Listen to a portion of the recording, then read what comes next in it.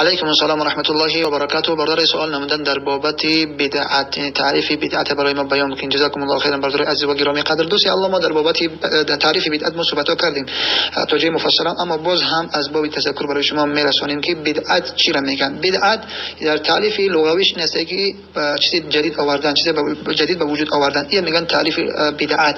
اما در اصطلاح شرع چیز جدید در دین آوردن، نه در امور دنیا. اگر تنها به تعریف لغوی بریم ما هدف و مقصد نمیفهمیم، بلکه به خطا و اشتباه میریم. پس تعریف اساسی در شرع بدعت آوردن در دین، همچنانی که در حدیث معلوم است که مثلا فرمودن که من احدث فی امرنا، در شروحش حدیث میاد یعنی ای شرعنا، کسی به وجود بیاورد در شریعت ما، یا که من عمل لیس علیه امرنا یعنی ای شرعنا، ای طریقه و راهی ما که نباشد. پس ببین این چیز بدعت در چی میشود؟ در دین میشود. ببین دوستان الله، کسانی که دلیل میگیرن که این با بلنگو از آن گفتن مثلا پس اینها هم چرا شما یارا بدعت میگه، تلفن بدعت میگه، یا که این چیزهایی که هستن، نه اینها امور دنیا هستن. حتی همین دلیل حجت مشرکین با پیامبر نگفتن، همین دلیل و حجت نگفتن، بلکه در امور دنیا میومدن گفتن که تو پیامبر جدید هستی. الله سبحانه و تعالی احکامش گفت قل ما كنت بدعا من رسول، من پیامبر جدید نیستم. بدعا یعنی جدید، من پیامبر بگو، پیامبر بگو من پیامبر جدید نیستم. الله سبحانه و تعالی امر کرد رسول صلی الله علیه و آله که بگو ای مشرکین من پیامبر جدید نیستم، من پیامبری جدید نیستم، بلکه پیامبرای دیگری بدن که اونها به سوی توحید دعوت می‌کنن و مردم از شرک باز می‌داشتن. پس من پیامبر جدید نیستم. اونها دلیل آوردن در چی؟ در امور دینی. اما در امور دنیوی اونها بدن چون که چرا تو لباس مثل ابراهیم نیست که تو دعوت میدی که من به سوی منهج ابراهیم علیه السلام دعوت میدهم، ما پیامبرا هم بگیم برادر هستیم. این گپا رو میگه پس چرا لباس یا که کفشات این چیزها به مانند اونها نیستن، اونها دیگر بودن، اینا چیزا که جدید هستن با جدید بگیم اومدن، چرا مثل اونها نیستن؟ همین چیزا مشرکین به پیامبر نگفتن.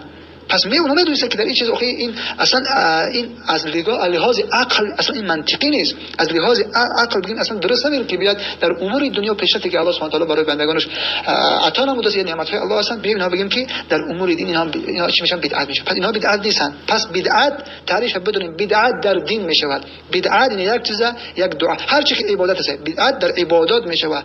هر آنچه که عبادت است، هر آنچه که در مورد ثواب و اجر است، پاداش است، پس اونجا اگر ما آوردیم چون با یه چیزی به وجود آوردیم که این کارو بکنید ثواب و این کار فلانه، در ذهن خودمون گرچه خوب باشه برای عزیز، بعضی وقتا شیطان وسوسه میکنه این چیز خوب است، این چگونه یه بدعت بگیم؟ بله همین است.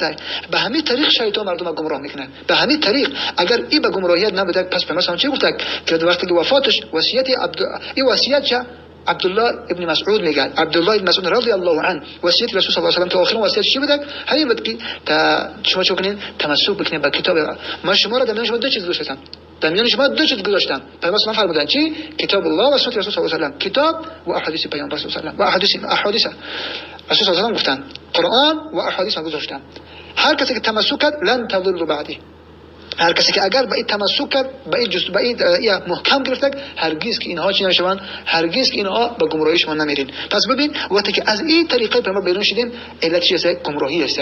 در سوره چی میاد؟ در سوره انعام میفرماید که ان هذا صراطی مستقیما، یعنی قول رسول صلی الله علیه و آله الله سبحانه بیان میکنه و ان هذا صراطی مستقیما فاتبعوه، این همی راهی که دعوت میکنم، این منهج و طریقه، این همی راه مستقیم است، این همی شما اتباع بکنین. و ان هذا صراطی مستقیما فاتبعوه ولا تتبعوا السبل فتفرق بكم عن سبيله، شما اتباع نکنین راههای گوناگون، فقط یک راه هست. اسلام یک راه داره برای رسیدن به حق، رسیدن یک راه هست، دیگر راه را شما اتباع نکنید. ولا تتبعوا السبل فتفرق بكم عن سبيله، نتیجه و اثرات اتباع نکردن از قرآن و احادیث پیامبر صلی الله علیه و آله ضررش همین است. نتیجه آوردن بدعت به وجود آوردن، ولو اینکه در ذهن‌های ما، در ذهن‌های پیشوای ما، در ذهن‌های که اون نفری که خوش اهل علم میگیرد، ولو اینکه چیزی خوب باشد، چیزی زیبا بتوبد، اگر چه اینها باشن نکه بدون که نتیجه و اثراتش رفتن به چی است؟ به گمراهیت است، به گمراهیت است و تفرق شدن از راه حقیقی و راه منهج دعوت جناب رسول اکرم صلی الله علیه و سلم باشد. پس مطابق حدیث رسول صلی الله علیه و سلم و آیات قرآن، علت و نتیجه، اثرات و نتیجه بیرون شدن از این و از پیش خود و با عقل خود یک چیز خوب گفتن و او راه رفتن چی است؟ نتیجه و اثرش میشه که گمراهیت است. آیسا از طریقه و روشی رسول صلی الله علیه و آله بیرون میشه، وقت خبر ندارن. همیشه وقت بعضی وقتا در انسان میآید، بعضی وقتا همچنین وسوسه ها یا که میاد که خب این چیزی خوب است، این چیز مثلا اون چیز ندارد و خیلی فلان هر دیگه چیزها هستن. همین خاطر از اینجا اعوذ بالله پناه بر الله بریم، فقط ببینیم که پیامبر کرده چه نکردن. آیا صحابه قرن بهترین خیر القرون کردن یا نکردن؟ اثر صحیح هست، حدیث پیامبر هست، چون که ما حدیث به فکر خودمون نمیفهم. کسی بگه من حدیث به فکر خودم میفهمم گمراه است. حدیث به فهم سلف. ما میگیم که پیرو سلف هستیم، یعنی چی؟ ما من پیرو قرآن سنت هستیم. یا فراموش نکنید برادر عزیز، ما میگیم که پیرو قرآن و سنت رسول صلی الله علیه و آله، یعنی چی؟ یعنی اینکه گویا ما قرآن به فکر خودمون میفهمیم، احادیث پیامبر به فکر خودمون میفهمیم. بعضیا فکر میکنن همین است، بعضی فکر میکنن شما عقیدتون همین است که شما می آیات قرآن میبینید و فکر خودتون هم میگین. نه برادر عزیز، ما میگیم که پیرو قرآن و سنت رسول صلی الله علیه و آله هستیم، یعنی ما قرآن پیروی میکنیم، از احادیث پیامبر پیروی میکنیم به فهم سلف. بفهم سلف کی هستن؟ سلف حتی ابن تیمیه رحمه الله سلف شدن میتواند، چون که در خیر القرون نبوده. ابن تیمیه در قرن 6 بوده. از سلف کی هستن؟ خیر القرون هستن که در حدیث میاد، اما 3 قرن هستن که اون صحابه، تابعین و تبع تابعین. اینها چه هستن؟ اینها بگیم سلف هستن. وقتی که ما با آیات قرآن و احادیث پیامبر صلی الله علیه و آله عمل میکنیم با فهم سلف، ما میگیم پیرو قرآن و سنت رسول صلی الله علیه و آله هستیم، یعنی با فهم سلف هستیم.